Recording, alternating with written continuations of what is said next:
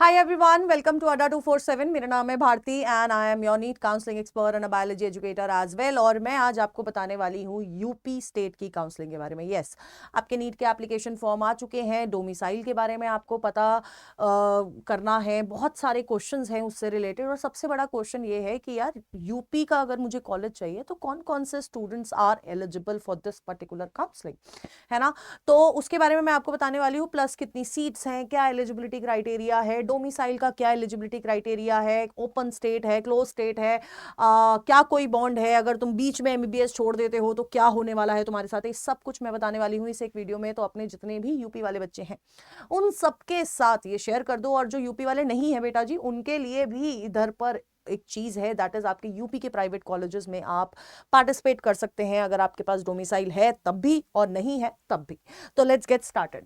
सबसे पहले मैं आपको बताना चाहूंगी, यूपी जो है ओपन स्टेट है। जैसे कि मैंने आपको बताया, अगर आप यूपी के नहीं हैं और यूपी के किसी प्राइवेट कॉलेज में एडमिशन लेना चाहते हैं तो आप उसके लिए एलिजिबल होते हैं।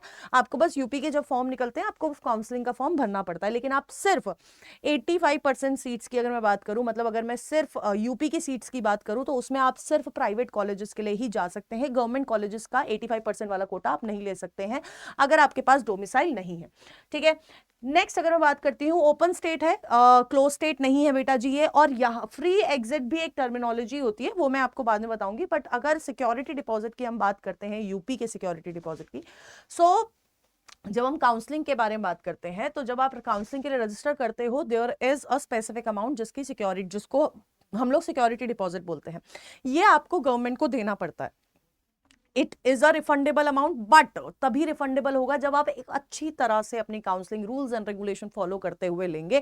क्योंकि अगर थोड़ी गलती तो बेटा 30,000, 2 लाख, 1 लाख अमाउंट चला जाएगा।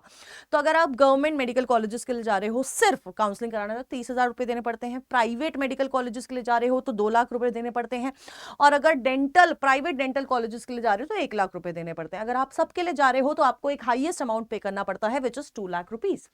नेक्स्ट अगर मैं बात करती हूँ डॉक्यूमेंट्स क्या क्या रिक्वायर्ड है, देखो जब आप जाते हो अपनी काउंसलिंग भरते हो, आपके सर्टिफिकेट, नीट का स्कोर कार्ड, एडमिट कार्ड, आपकी क्लास 12th की मार्कशीट, आपकी 10th की मार्कशीट, आपका डोमिसाइल सर्टिफिकेट, और अगर आप कोई कैटेगरी ले रहे हो तो उसका सर्टिफिकेट। और यहाँ पर आपको बॉन्ड भी देखने, 2 साल का बॉन्ड है, ठीक है।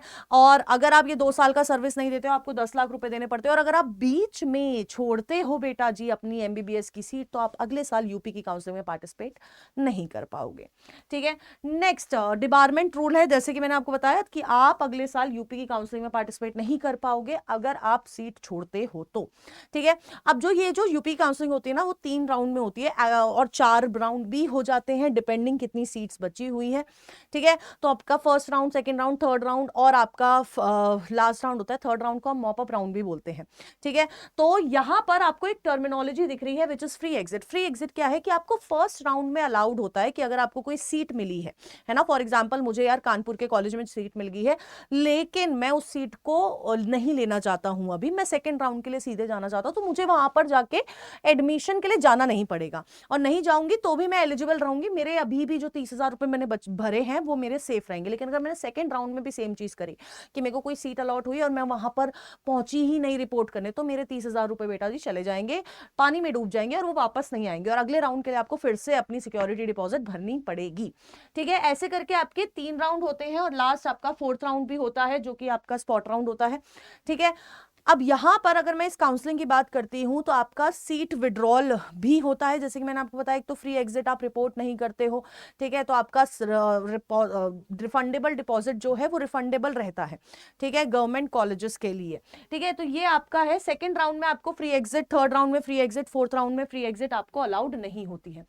अब एलिजिबिलिटी की अगर मैं बात करती हूं, तो आपके पास 85% सीट्स की एलिजिबिलिटी, यानी कि आपका जो यूपी काउंसलिंग की सीट्स की एलिजिबिलिटी है, वो अगर आप देखोगे तो आपको यूपी का आपके पास डोमिसाइल होना चाहिए। और डोमिसाइल की रिक्वायरमेंट क्या है, या तो आपने 10th और 12th करी हो यूपी से, या आपने आपके पास डोमिसाइल सर्टिफिकेट हो। अपने पापा से बोलना मूल निवास प्रमाण पत्र चाहिए होता है, वो आपको बनवाना है, सामान्य निवास नहीं, मूल निवास।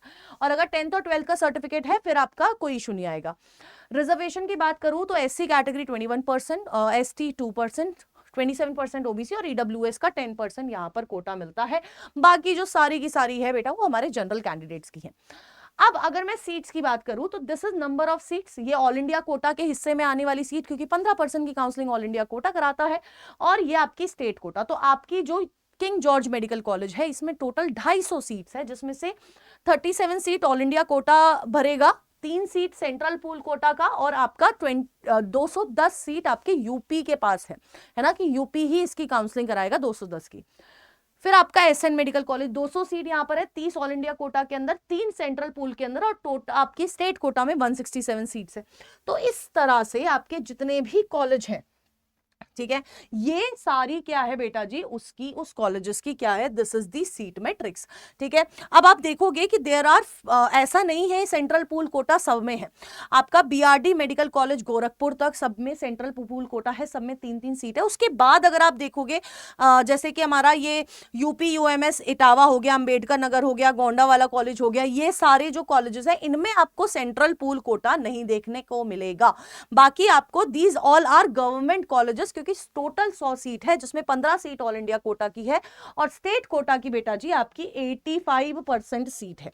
ठीक है, 85 सीट्स आपकी किसकी हो जाती है बेटा जी, स्टेट कोटा की हो जाती है। ठीक है, सिमिलरली अगर मैं प्राइवेट कॉलेजेस की बात करूं तो यार यूपी के जो प्राइवेट कॉलेजेस हैं उनकी 100% सीट्स की काउंसलिंग यूपी ही कराता है। अगर आपके पास डोमिसाइल है तो भी आप पार्टिसिपेट कर सकते हैं, नहीं है तो भी आप पार्टिसिपेट कर सकते हैं। तो आपकी जो सीट्स है वो फुल्ली ओपन होती है to all the eligible candidates.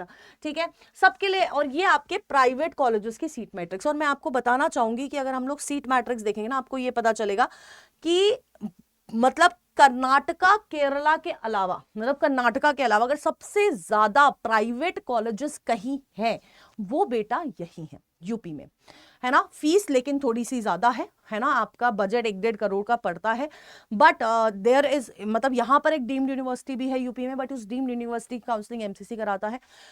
2 AIIMS भी है, आपकी सेंट्रल यूनिवर्सिटीज भी है, लाइक एएमयू एंड बीएचयू भी यूपी में ही है, लेकिन इनकी काउंसलिंग कौन कराता है, एमसीसी कराता है। यूपी स्टेट का उसमें कोई लेना देना नहीं है, ना बीएचयू की काउंसलिंग में, ना एएमयू की काउंसलिंग में, ना दोनों एम्स की काउंसलिंग में, ये सारी, और ना वो डीम्ड यूनिवर्सिटी काउंसलिंग में, क्योंकि इन सब की काउंसलिंग कौन कराता है, आपका एमसीसी ही कराता है। ठीक है, अब अगर मैं फीस स्ट्रक्चर की बात करती हूँ प्राइवेट कॉलेज, जैसे मैंने आपको बताया कि यार 1-1.5 करोड़ का बजट पड़ेगा, तो आप 16.5 लाख, 17 लाख, मतलब 18 लाख अप्रोक्सीमेटली, 14,22,000, 16,85,000। ठीक है, तो अगर आप देखोगे जो लोएस्ट अभी तक मुझे दिखा है दैट इज 11,03,000, जो कि है आपका Prasad Institute of Medical Sciences which is in Lucknow. ये आपका अप्रोक्सीमेट कॉलेज है। अगर आप हॉस्टल फीस की बात करते हो तो नॉन एसी रूम का 1,73,250 पर एनम है, एसी फैसिलिटीज के साथ 2 लाख रुपए आपका जाएगा, और इलेक्ट्रिसिटी का 94,160 आपके प्राइवेट कॉलेजेस की हॉस्टल फीस है। दिस इज ऑल अबाउट, मतलब मैंने, अगर आपको ये सारा डेटा चाहिए, ठीक है, तो आप एक चीज कर सकते हैं, ये डेटा आपको मेरे टेलीग्राम चैनल पे मिल जाएगा विच इज भारतीयोलॉजी, इसका लिंक आपको डिस्क्रिप्शन में मिल जाएगा। दूसरा, अगर देखो यार लास्ट ईयर हमने ना बहुत सारे बच्चों की काउंसलिंग कराई थी, अप्रोक्सीमेटली 5,000 बच्चे जिन्होंने हमारा बैच लिया था, एंड साथ की साथ अभी हमने वो वाला बैच तो अभी हमने नहीं लेके आए हैं, लेकिन there is a pre NEET batch जिसमें आपको सारे फॉर्म्स की अपडेट्स मिल जाएंगी। ठीक है, अपडेट्स के साथ साथ बेटा जी आपको फॉर्म फिलिंग में हेल्प करी जाएगी, जो भी फॉर्म्स आएंगे, ठीक है, आपके लिए स्टेट वाइज वेबिनार्स कंडक्ट करेंगे, ये सारी चीज हम लोग करने वाले हैं। आपको प्री नीड बैच लेना है, उस बैच का लिंक भी आपको चैट बॉक्स में मिल जाएगा। सिर्फ 499 का वो बैच है, अगर आप कोड यूज करते हैं ZBBS। ठीक है, क्योंकि मैं आपको ना एक चीज 100% श्योरिटी से बोल सकती हूँ, काउंसलिंग बहुत सारे लोग कराएंगे, लेकिन जो डेटा मैं आपको अभी धीरे धीरे करके इस चैनल पे दिखाने वाली हूँ, क्योंकि आप मानेंगे कि यार इस पॉइंट ऑफ टाइम पे हमारे पास हर एक कॉलेज से associated IPD load, OPD load, कितने हर महीने उस हॉस्पिटल में डेथ रेट कितना है, बर्थ रेट कितना है, ये सारा डेटा है। और अब आप बोलोगे मैम इससे क्या फर्क पड़ता है, हम क्या करें? बेटा फर्क पड़ता है, क्योंकि जब आप कॉलेज चूज करते हो तो उसका पेशेंट लोड बहुत ज्यादा मायने रखता है। तो ये सारी चीज के लिए आप इस चैनल के साथ जुड़े रहिएगा, एंड कोई डाउट हो तो do let me know in the comment box. Till then tata bye bye, take care and all the best.